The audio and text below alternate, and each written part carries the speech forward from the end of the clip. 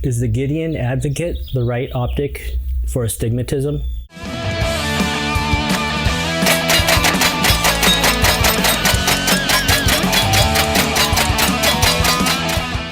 Matt here. Today I'm doing a video on why I replaced my Swampfox Liberator with a Gideon Advocate. I've owned and currently own several Swampfox optics. This is my first Gideon, and me switching over to Gideon actually has nothing to do with the company itself. I've never had a problem with my Swampfox optics. They've always ran great for me for what I need them for. The reason I switched, however, has to do with the type of optic.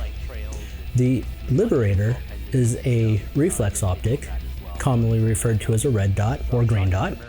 And the Advocate by Gideon is a Prism scope.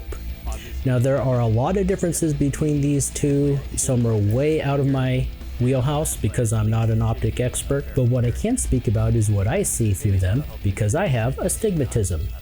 So let me back up just a little bit. I'm also not a doctor, by the way. Let me back up just a little bit and kind of briefly tell you what astigmatism is. It's a condition that actually develops at birth, and it's known to be related to genetics. However, you can experience the effects of it at different times in your life, which I found interesting. I learned this from my eye doctor. And you may develop the effects as a child or as an adult. I don't even remember when I found out I had astigmatism, because if you have it, most of your life you're going to think it's normal, that what you're seeing is what everybody else sees. And until you have a reason to go to an eye doctor or somebody tells you the effects of astigmatism, you may never know, which I found interesting. It has to do with having an irregular curvature of the cornea. And what that does is it creates the effects of distorted or blurred vision, mainly when you're looking at lights, reflective lights, especially at night or in dark environments. You can see trails, you can see comets,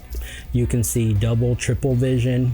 It looks really strange, especially at night when you're in traffic. When you're staring at street lights or brake lights, those are reflective because they're behind reflective lenses. That's what you see when you're looking through a typical red dot or a green dot. Those are reflective. Now this is my Swampfox Sentinel. Looks like a dot, right? So if you don't have astigmatism and you're looking through this optic, this is exactly what you're going to see. However, this is what I see when I look through it with my eye.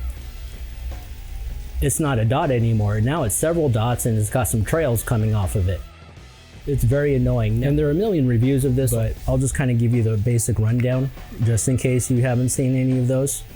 It does come with a battery compartment that you can unscrew here, and it takes a CR2032 battery, which is pretty common. It is machined from aircraft grade aluminum. It comes in red and green. It features shake to awake. It is shockproof, fogproof, waterproof, and it easily mounts to a 1913 Picatinny rail. It also comes with this riser here. Windage and elevation adjustments, they do click, and you can adjust them with a round, which I think is cool. Unlike red dots where the adjustment slots are typically very small and you need a little tool to adjust them. I don't know about you guys, but I always lose that tool, so I always appreciate it when the slots are big enough to adjust with a round. Now what makes a Prism scope different than a red dot? Let's take a look through the Gideon Advocate.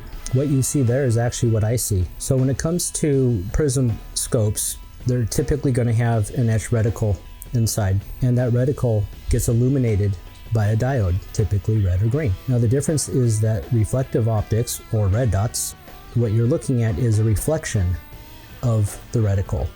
That reflection is what messes with astigmatism, causing those effects.